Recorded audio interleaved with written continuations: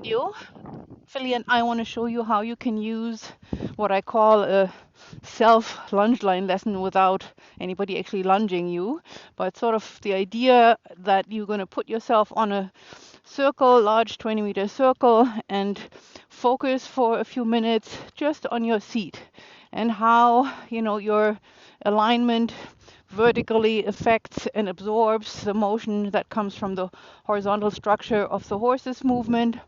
And basically, the horse will be sort of your feedback loop rather than the person that you might otherwise have in the middle standing and lunging you. You're just going to focus on yourself, go down sort of your checklist, your mental checklist of things that you want to work on and focus, and just give yourself a few minutes in each direction and just say, okay, so I think I need to keep my one heel further down, or I think I need to, keep my head a little bit higher and not bend over so much, or my hands need to be a bit more quiet. Whatever it is that you notice about yourself or that you want to work on, you're just going to take these few minutes and focus on one or two things.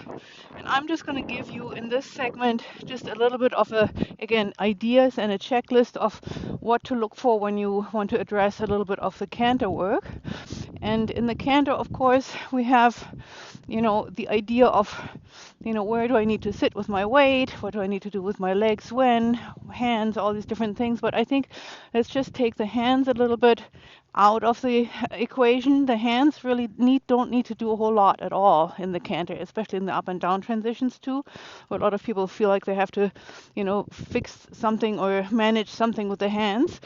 So I will show you how you can ride with one hand on the reins if you're comfortable. And right now I have still both my stirrups on.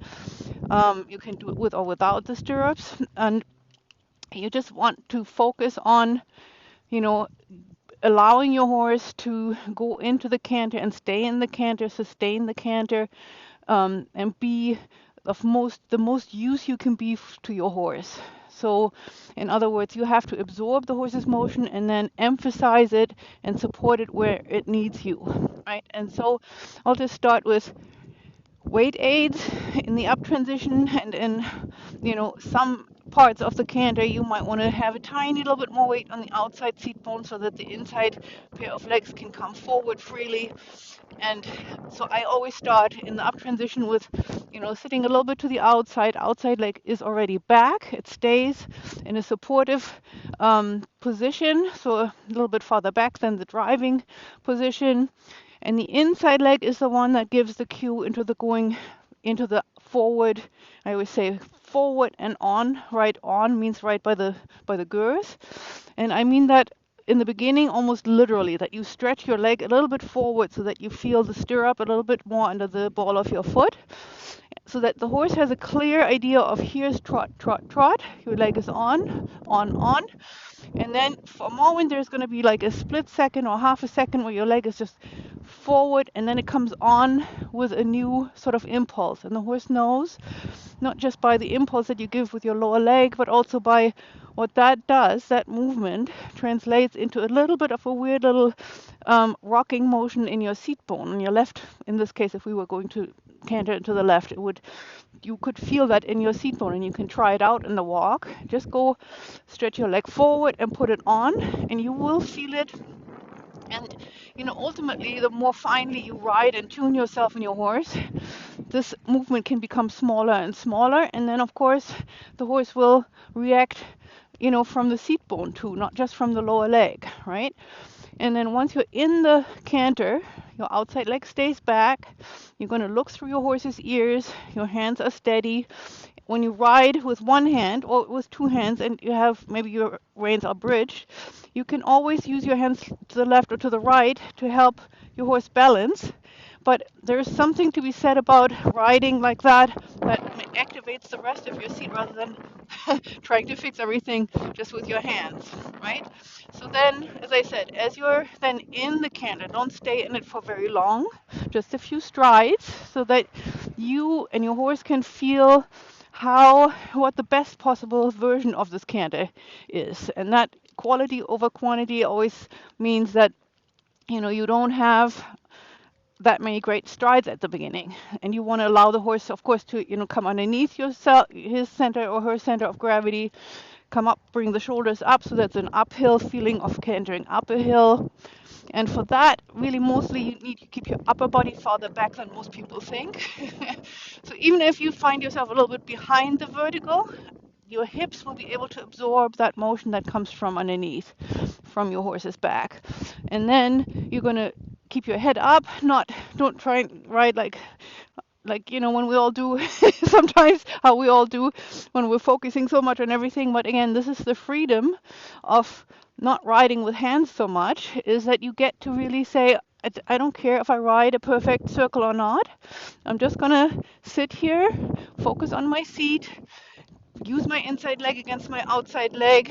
The inside leg is predominantly driving, and I'm just gonna canter a few strides, breathe in the up transition, breathe out in the down transition, make yourself a little bit heavier when you come down into the sitting trot again, and then go sitting trot a little bit, and then you're going to do it again and maybe do 2 or 3 repetitions, change directions, and just see what happens.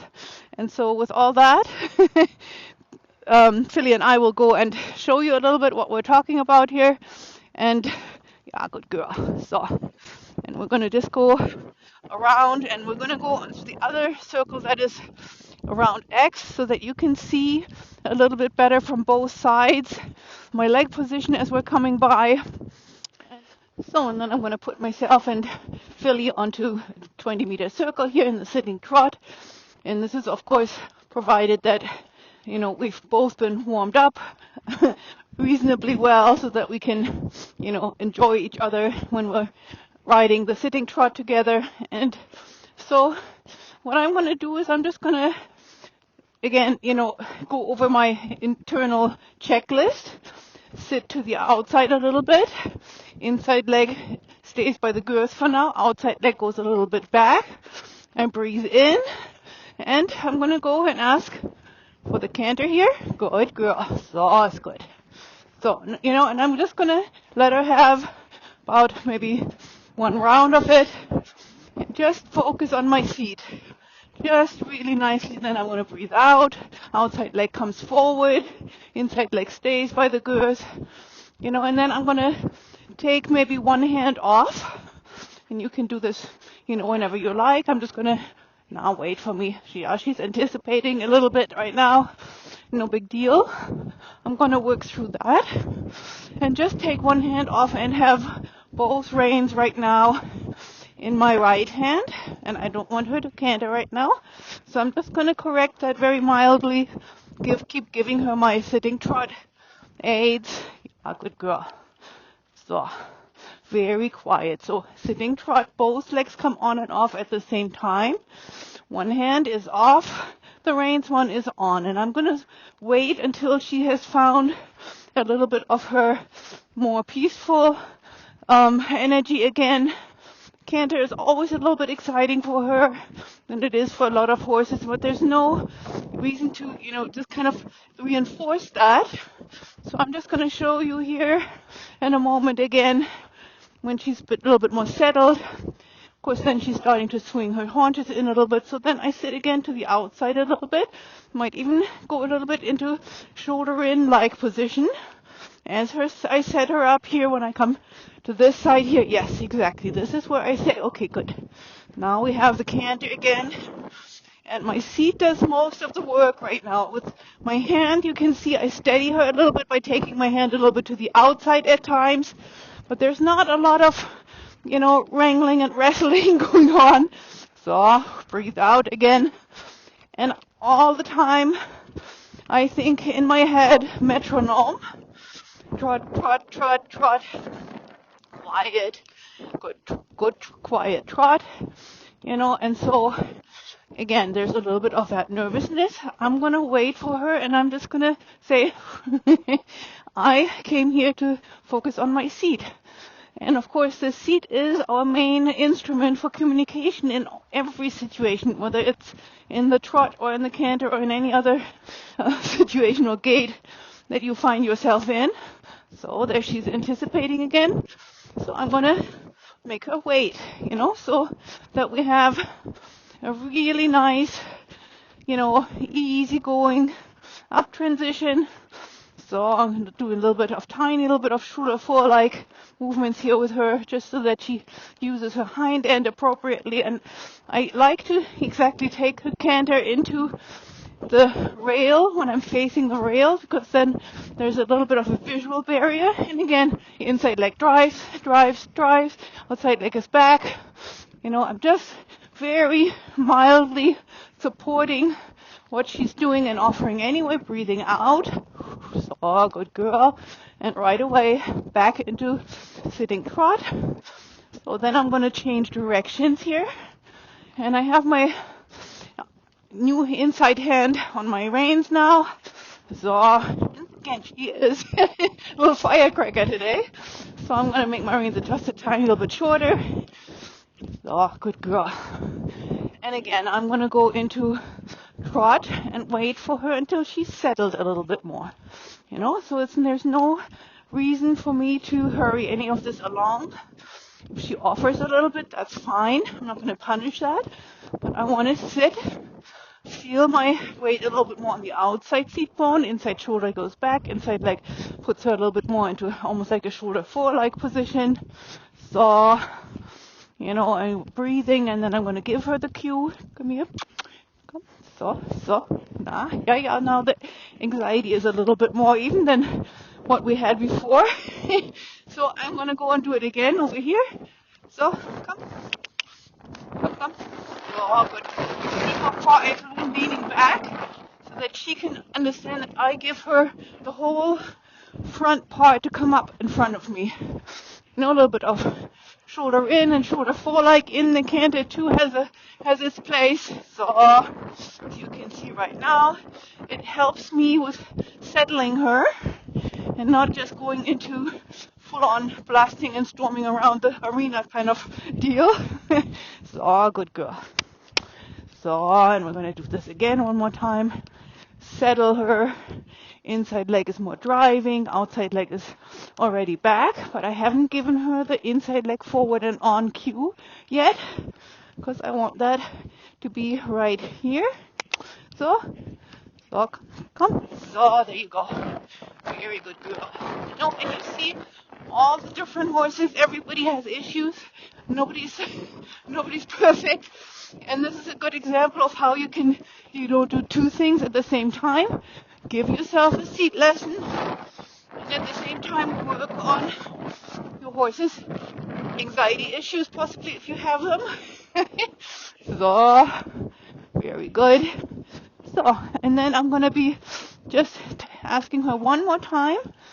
So, sometimes you have to use the canter and let them work through the nervousness a little bit, and all the while I'm also focusing on my seat, sitting to the outside. Inside leg is predominantly driving, outside leg is farther back. So we're going to do this one more time here. Good girl. So inside leg forward and on, and there it is. And my whole seat is helping her understand what I want, and I absorb the nervousness, but I also foster the forward of the canter by leaning back, driving inside leg. So, good girl. So, I'm going to breathe out and let her post it out a little bit, stretch out a little bit. I'm posting the trot. So, here you go. So much excitement. But, this may not have been sort of your more calm and mellow seat exercise session, but it shows you that, you can work through it always at your own discretion, of course, and as long as you feel safe with your horse. But you can do it in these small increments. You can work as little or as much as you want, and just say, I'm going to stay focused on my seat, regardless of what happens.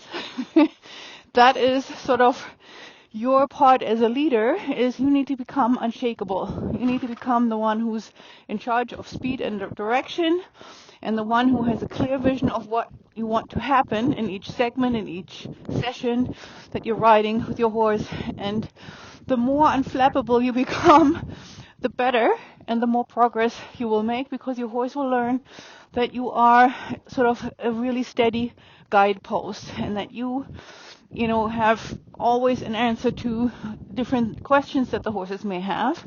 And what we had here was a really good example, question after question. Now. And I said to her several times, not yet, made her wait. And, then I enabled her to do and give me what she can today. And that is really the main requirement every day. I just can only ask her, can I please have some of this? May I please have some of that? And she will say, well, today I have this. This is all I can do for you. Or she will say, hey, look, sure, no problem. And the more you have these dialogues and the more it goes back and forth in a positive, sort of escalatory way, the better your relationship becomes, the better your riding becomes. The repetition does it. If you have, a session like I just had with Philly, who, I don't ride every day, and so I have to kind of find ways to bring a regularity or a theme into her life of things that we're, building and trying to make more comfortable over time. And same thing with, any horse and any rider situation. You make the best of what you have, enjoy each other, have fun, relax, and have happy riding sessions like we do. Good girl. Thank you.